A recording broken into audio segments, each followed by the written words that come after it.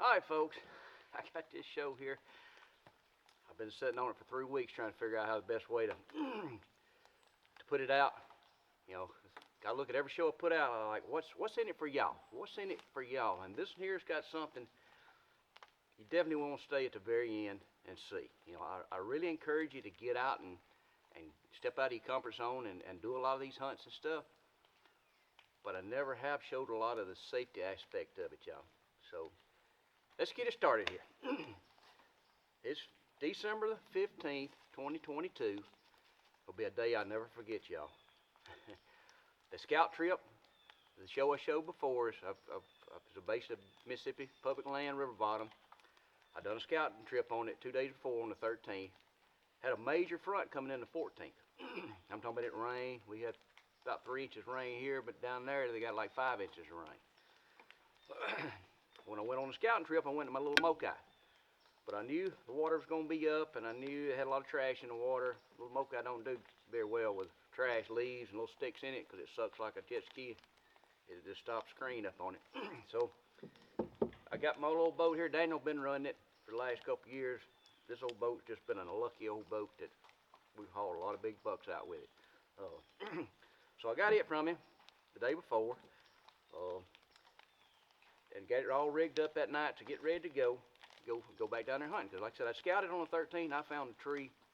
I knew what weather I was fitting to have. I knew exactly where I wanted to go, y'all. So that being said, I woke up about 2:30 that morning, ready to go. I started pulling out of the driveway, and I'd order a camera that week. They'd come in. The camera had come in, but the lens hadn't come in. But when I pulled out my driveway, I got a box sitting out here that UPS and FedEx stuff can drop stuff off because still pretty rough on them. You won't hardly let them get out of the truck. So I fixed it where they could stay in the vehicle and just slide it out the window. And it had my lens in. So I was like, all right, I'm gonna run back in the house and make sure this thing works all right. I went in the house, unpacked it, hooked it to the camera, because what it was a PC lens. It was an 18 by 105. To run on these cameras, a PC lens will work. It's a power zoom lens. It'll work with my remote. So I can put it on my camera arm and I can work it just like my other cameras, y'all. Just like my EX53. So I'm gonna bring this camera, y'all. First trip of it, I felt good where I was going. So, I don't know, it's probably 3 o'clock. I was going down the driveway, y'all.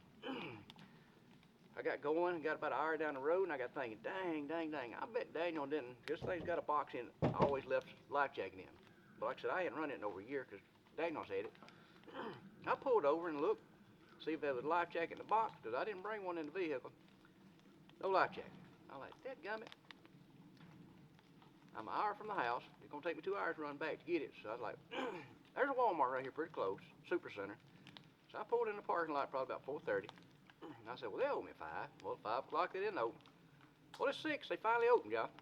So I went in, and I said, y'all got a life jacket? Went to Sporting Goods section. I walked around, didn't see it, and there was a lady there. And I was like, y'all got life jackets? She said, sir, we don't keep them in the off season. I was like, dadgum. I'm going to run back to the house and get one. So, like I said, I knew it was going to take me an hour to go back and an hour to get back. So it's going to take me 2 hours to get back to where I was at right here. So, but I run to the house, got a life jacket. Like I said, I got 3 or 4 utility room here. So I got me a life jacket and got back down there. Finally got to the boat ramp. Boat ramp where I wanted to go.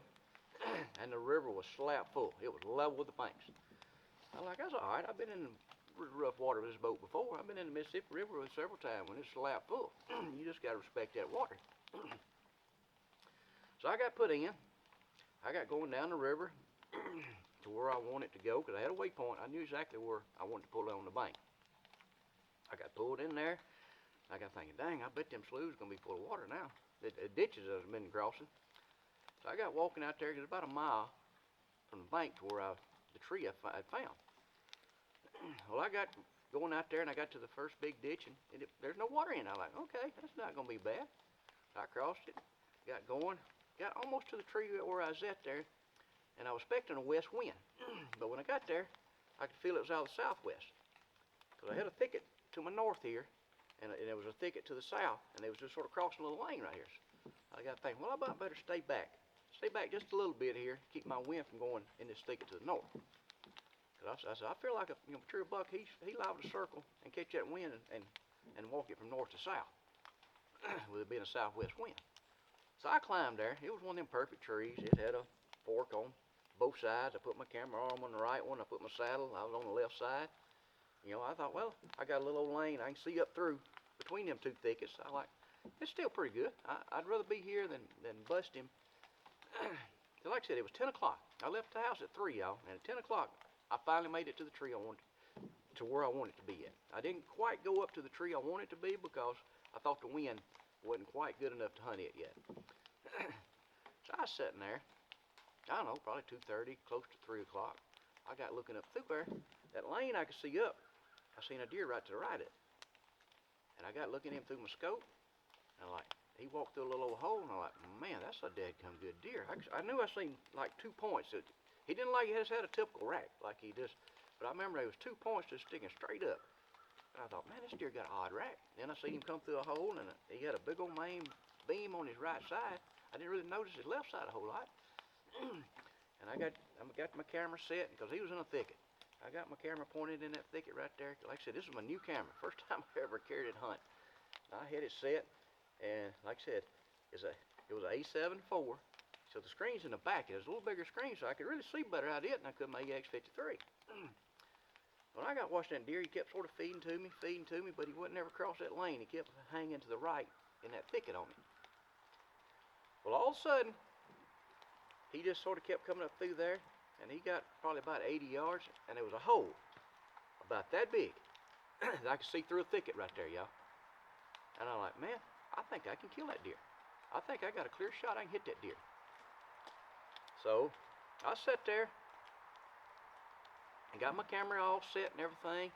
I'm talking about it was set just perfect right in that spot. It was on this side of the tree, and I was aiming on this side of the tree. And he stepped in that hole, and he had turned quarter away from me. I'm talking about he was standing quarter, and I thought, man, I can shoot him right behind the back rack rib and make it come out right in his front shoulder. And I said, I can kill that deer. So I got down on him, and I got looking, and I could see one limb in that circle. Like about as big as my finger, it was sticking across that circle. And I got thinking, okay, I know what my gun's set. At 100 yards, I'm about 2.5 inches high. And I think, well, he's about 80. So I think, I put my crosshairs right on that limb, and the bullet's gonna shoot right over top of it. And I was like, if I can get it shoot right over top of it, I got it. So I draw down on that deer, had my camera set, look, make sure everything was set. I pulled the trigger. I pulled the trigger, that deer threw his head up and just looked when the smoke cleared. I was like, dadgum. I got looking about 20 yards from me. I didn't see was a limb about big as my little finger, and it was sitting there just dangling. I was like, dadgum, and I hit the limb. Well, them Paramounts don't have a ramrod on the gun. You keep it in a pouch on you. So I hit it in my camouflage, my orange vest. Well, I got digging it out, got to get my charge out, and he was still standing there. I thought, man, this thing gonna give me another shot at it. So I started getting loaded up. Well, he bounced off on me. Y'all, after he bounced off, I got sitting there and got thinking, man, that deer was right down there by that tree I wanted to climb. And he come from the west instead of the north. So I got sitting there like, man, I really want to be in that tree. When I scouted, that tree was in the perfect spot. So I sat there just a little bit, and I was like, I'm going to get out. Because I know tomorrow the wind's supposed to be more west with just a little bit of northwest by looking at my weather. So I got my stuff down, and I moved. I got set back up in that tree, I don't know, probably 3:30. And I was sitting there, and I hadn't been there, didn't seem like no time. And I looked, sort of from the west, boy, here come another one. They was one like this just come walking up through there feeding by itself, feeding on some old cups up through there, and I was like, boy, look at here. This son gun is coming right to me. And he was just feeding right to me, and I had a couple big old pin oaks. I'm talking about they was big. And he was staying behind them, but I could just see him every once in a while. His horns come around one side and come around the other, but I could tell he was walking straight to me. So like, oh boy, you finna mess up. You coming right in my lap. And I see him finally, his horns got coming around that left side of that tree, and like, well, he's finna walk out that side. So I really got my camera pointed in that little hole right there. And this deer just stepped out. He wasn't 40 yards probably, y'all. He stepped out broadsided, picked his head up, and he looked back the way he was come from. And I was like, man, look at here. I got the camera on him. I looked down on the camera, made sure I had him. Like I said, camera was on this side of the tree. It was on him, that forked tree again. I got around to the left side with a gun. I put a high shoulder shot on him, and boom, pulled the trigger. When the smoke cleared, he was laying on the ground kicking. I was like, oh man, this old camera's gonna be lucky, y'all. Cause I could see him, I looked in the viewfinder and I could see him laying on the ground kicking. I knew I had him center. I knew I had good footage. I like, all right, I got a good show here, y'all. I laid it out scouting. I got to the tree I wanted to be in, and I killed a deer out of it, y'all. A Mississippi public land buck. So I started getting down. I left my climbing sticks and my camera arm, my platform. I left it all in the tree.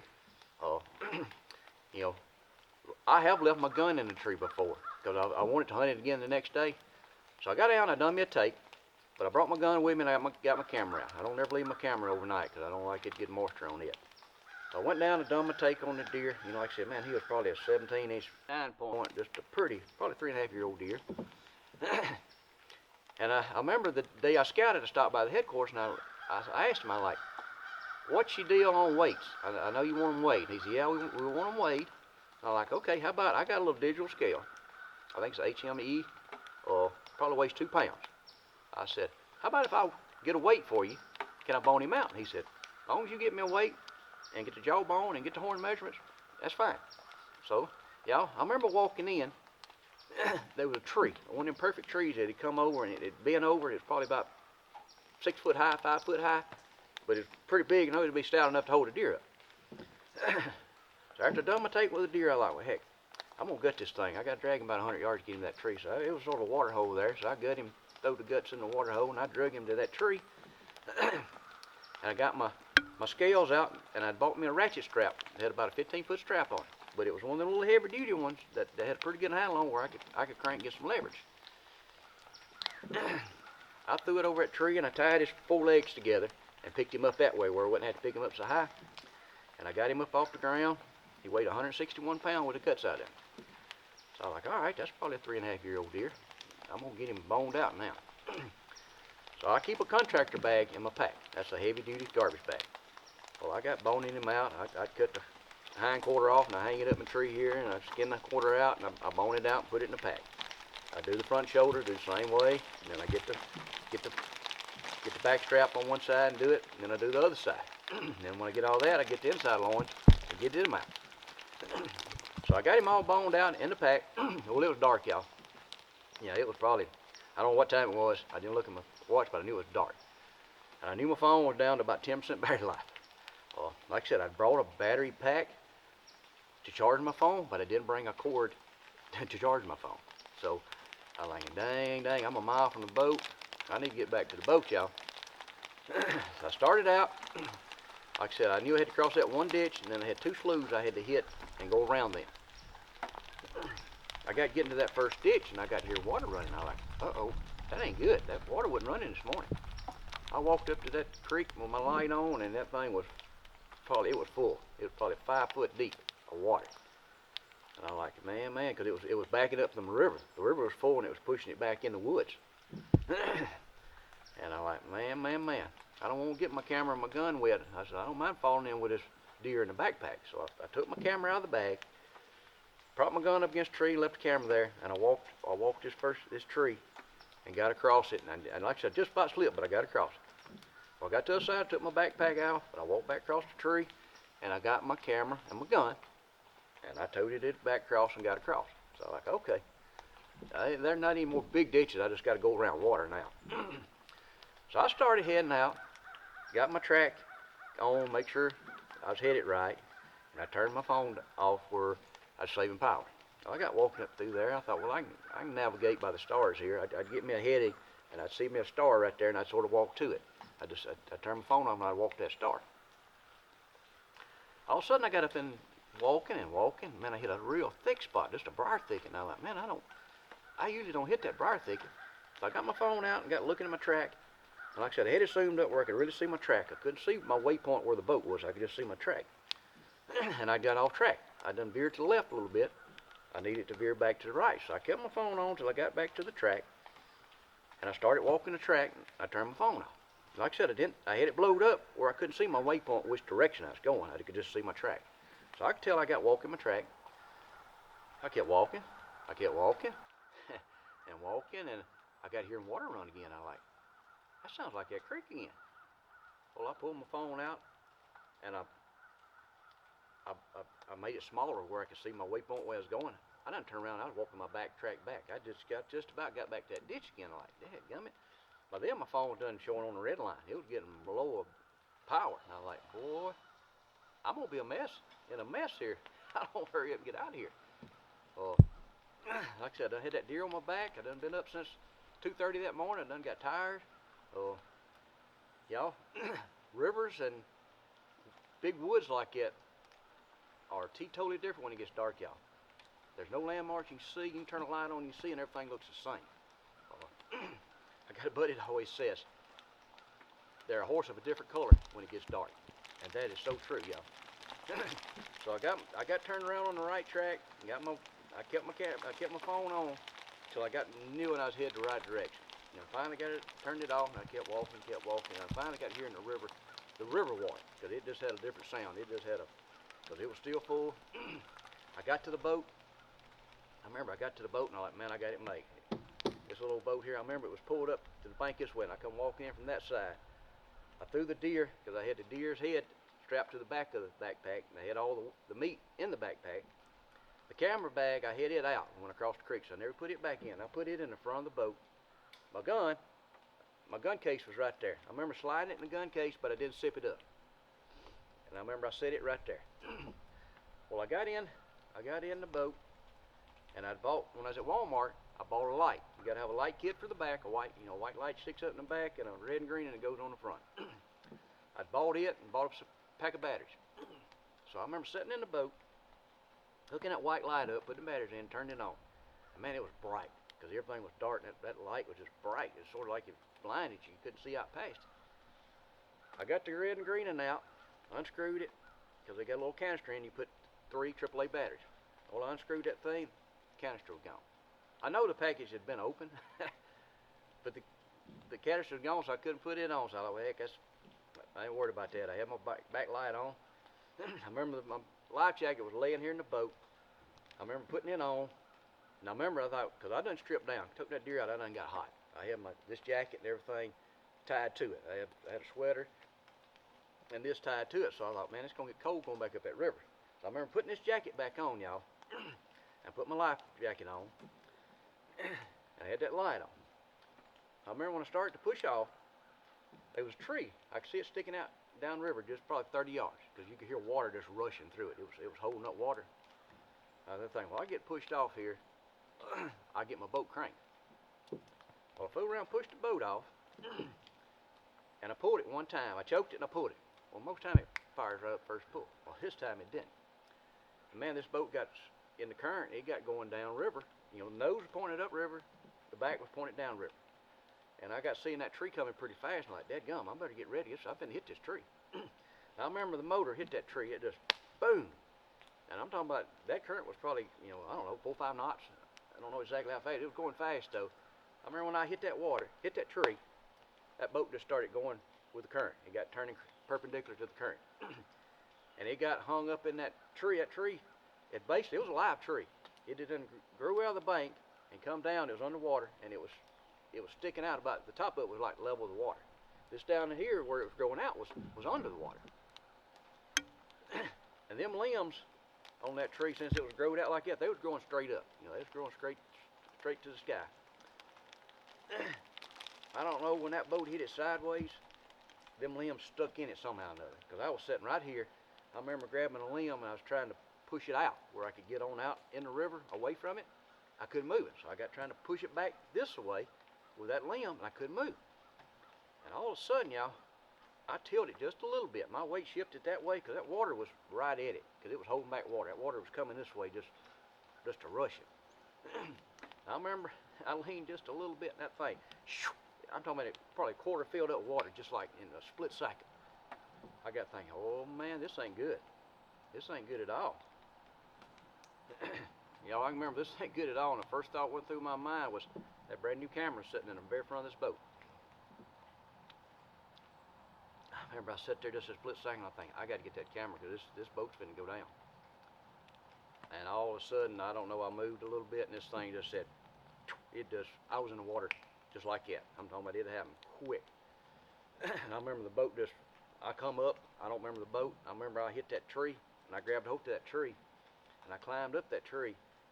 I grabbed the limbs and started working up it, because the tree was probably that big. You know, it was plenty big enough to hold me up. And I remember I got a hold of it, and I grabbed hold of the limb, and I got standing up on that tree, and the water was probably about that deep. So I was up out of the water. It was just sort of running over my feet. But I was standing there in the water. I was thinking, oh boy, you done got yourself in a mess. You're a long ways down in here. Hopefully, I thought, well, my phone. Maybe I can call somebody to come help and get me. Because like I said, I wasn't hurt or nothing. I just was soaking wet. Lost everything. The boat turned over. It was gone. You know, gun, backpack, deer, camera. You know, I still had a headlight on my head. You know, I don't never remember looking back down and even trying to look for the boat. I just remember, dang man, I'm in a mess. I'm in a mess here. Well, I got my phone. I had it in my pocket here. I got it out, and it was, you know, it was just, my pocket was tight enough it wasn't soaking wet, but it was wet. The screen was wet. I remember this jacket here, y'all. Y'all, I'm going to put a plug in for Cuz for this jacket here, y'all. I done a podcast with Cuz Strickland on Fistful of Dirt, and he gave me this jacket. I had it on that night. So y'all, hey, go check that out. That's a, you know, that was an honor to do one with Cuz. You know, if any of y'all guys is my age, you know what he's done for the hunting industry. You know, you may not have seen him in front of the camera a lot, but the shows he's edited, you know, they don't tell how many shows he's edited. You know, if you hadn't never done a lot of editing, you don't understand, you don't appreciate the editing side of it. Y'all, the editing is way harder than the hunting to make it look like a hunting show. You know, make it look like a hunt really happens. So check that out. But this, it has some fleece on it inside here. So I remember I got that and I rubbed that face of that phone on that fleece right there.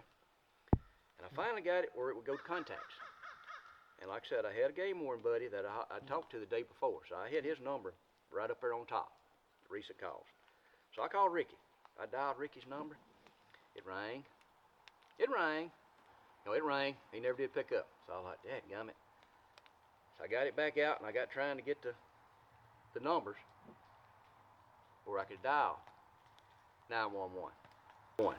Finally, I got it where it would let me dial, and I hit send. And then finally it rang. It rang. I think it rang 5 times. I think, man, if nobody answers his phone, I'm in a mess, because my phone was on red. It didn't have very little battery life left. And about that time, the guy picked up and he said, what's your emergency? And I was like, I done got myself in a mess. I said, but I'm all right. I said, but I done turned my boat over. I said, I'm stranded. I said, I'm on the Yellow Bush River down here. I need somebody to come get me. I said, I done lost everything. I got wet. I said, but I'm all right. I just need somebody to bring a boat down here and come pick me up. He said, all right, stay on the line here just a little bit and let me get your location. He said, I'll get a ping on you. Stay on here just a little bit. And he's like, all right, I got your location. He said, you want to stay on the line? I was like, no, my phone's about dead. I said, just get somebody to come down here. I said, I'm at this certain boat ramp. And I said, just come down the river. Come down the river. I'm on the right side, about 3 or 4 miles. I said, I'll be here. So he said, all right, I got somebody coming. So I got my phone back, and I'm like, I might better call my wife, y'all. She knew I was finna stay that night, so she wasn't expecting me home. So I called her, and I said, hey, I done got myself in a mess. I done turned my boat over, but I'm all right. Boy, you can tell her tone of voice just, she sort of panicked on me. And I'm like, I'm all right. It's just going to take me a while to get out of here. I've done got up with somebody that's going to come help me. So, like I said, I told her, I said, I can't stay on the phone with you. My phone's about dead. So I got back, turned the phone off, got off of her. I remember standing on that log. I just stood there. I like, man, I've sat in a tree all day, so I can stand on this log for an hour or two, however long it takes. I sat there. I got to think, man, it'll about be time for them to get here. All of a sudden, I felt my phone vibrate and ring. I asked her, it was a 911 guy, and he said, you got a 2012 model Subaru? Your name, Jeremy Ayer? And I was like, yes, sir, that's me. He said, all right, we know it's your right spot now. We at your vehicle here. He said, we're going to put some boats in and come get you. And I'm like, all right, y'all. I said, all right, just come down river. You ain't got to look for me. I said, I got a headlight on my head here. When you get close, I'll turn the light on. He said, okay. Y'all, I remember sitting there after talking to the 911 guy again, and I stand on that log and I think, oh man, they're coming now. I sat there, and I done started getting cold, like, man. But finally, I could hear a boat coming. 'Cause like I said, the water was rushing through that tree. It was just an ungodly rushing sound, just the water rushing. So I really couldn't hear out a whole lot. But I finally got hearing the motor coming. And then I got seeing around the bend up there, I could see a light. They had a big light bar on front of a big boat. Well, here they come, and they got me. You know, like, all right, I got it made now. They had a blanket. He said, hey, get down, just sit down in the bottom of the boat and cover yourself up. Man, I remember I got in the bottom of that boat, and he took off back to the boat ramp. You talking about getting cold then. That's when I got cold. One time we got back, I was shaking so. I remember we pulled up to the bank there. There was lights, flashing lights everywhere. There was an ambulance, there was a sheriff's truck, there was a game warden, there's probably 50 first responders, y'all. But y'all, all y'all first responders, the ones that helped me and the ones that y'all do this all the time, I thank you. Y'all, I've never had to call 911 before for help, but I'm glad you was there. You know, because if that phone that night wouldn't have worked, I'd have been in a mess, y'all. So here's what my angle I want to come at with this story here, y'all. Like I said, I didn't have no footage. I've lost all my footage. Had a good hunt, so I basically told you what happened. But all right, y'all. What I want to really say here now is, I encourage you to go hunt and do a lot of this stuff, but you need a safety plan, y'all. You need to have a plan in the back of your mind if something goes wrong. Say if you fall out of a tree, does somebody know where you're at? Y'all, I've got an app on my phone called Life 360 that I've had for years that gives my wife peace of mind. She pretty much knows where I'm at, and it works pretty good with very little service. Now, there are some places you don't have no service for all day, and it'll show where you is at that morning, it won't show where you is at that evening. But I really try watching that so I know somebody knows where I'm at. I guess that's what I'm saying, y'all, is, you know, I usually keep a lot of stuff in my backpack. I keep a fire starter kit, and I usually keep extra clothes in my backpack. I lost all that, y'all. So that was no good to me. My battery pack, I didn't bring a charger to charge my phone up. You know, main thing is just sort of know where you're at. Because just think, say if that phone wouldn't have worked, I was finna have to walk out there, y'all. And my pickup was on the opposite side of the river. So I wasn't going to get to it unless I went way down across the bridge. So I halfway sort of knew where I was at by coming in down that river a few times before. I remember on upriver before we got to the boat ramp, there was a big field on the left side. It's on the same side of the creek as I was on. And I knew there wasn't any big ditches coming into the river between here and that field. So my backup plan was, I'm gonna have to walk that way. I'm gonna have to walk to that field, because if I can get to that field, they get farm equipment in it somehow or another. So there's a road. That field leads to a road somewhere. But I knew it was probably gonna be one cold, miserable night, y'all. So I guess what I'm saying is, make sure you have a plan like that. Let somebody know. And always think, y'all. You know, you see me do a lot of shows. I leave this driveway, and I say, well, it's an adventure. I don't never know what I'm going to get into, y'all. But y'all, I promise you, every time I leave this driveway, the last time I see my wife, my kids and my dog, I think about it. I think, man, that could be the last time I ever see them again. You never know. Odds are it's not, but it could. But I always keep that in the back of my mind to really try making good decisions, y'all. And what I say by, here's a rule of thumb that I always use that I think really helps me to see both sides.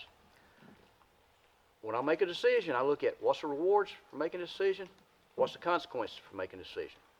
Do the rewards overweigh the consequences? You know, because a lot of times I drive a lot. You know, I think this fall I've looked at, I've drove about 13,000 miles, been in 16, 17 different states. So I put myself out there on the highway a lot this fall. And I look at, that's probably pretty much the most of the danger to me traveling is on highways. So I really try driving in 4 lanes as much as I can. I don't try driving super late when I get tired. You know, I've done this enough. I know when I start getting tired, I'm going to pull over, because that road will be there in the morning. I'll pull over and sleep several hours and may get right back up and go again. But I know my comfort zone I need to pull over. I know rest of when I went to Wyoming this year, I got in some steep country that when I was in my 20s and 30s, wasn't that bad. I was a lot more sure-footed back then. But now, man, I was thinking, boy, if I slip and fall, I'm going to be broke up time I stop at the bottom down here. So I really watched for my route. I went up and down. You know, you got to have that thought in the back of your mind that something bad could happen, because that keeps you safe a lot of times, y'all. It's sort of about like a safety meetings at work and stuff. So, like I said, I really want to share that aspect, because y'all, I encourage a whole lot of y'all to do this, and I've got some awesome comments that a lot of you's got out of your comfort zone, and you really thank me for encouraging them to do it. But y'all, I don't want none of you to go out there and get hurt, get yourself in a situation you can't get out, y'all. Because I've been in a lot of situations. I'm pretty quick thinking on my feet. Y'all, I hit a log in the Missouri River with this boat one night.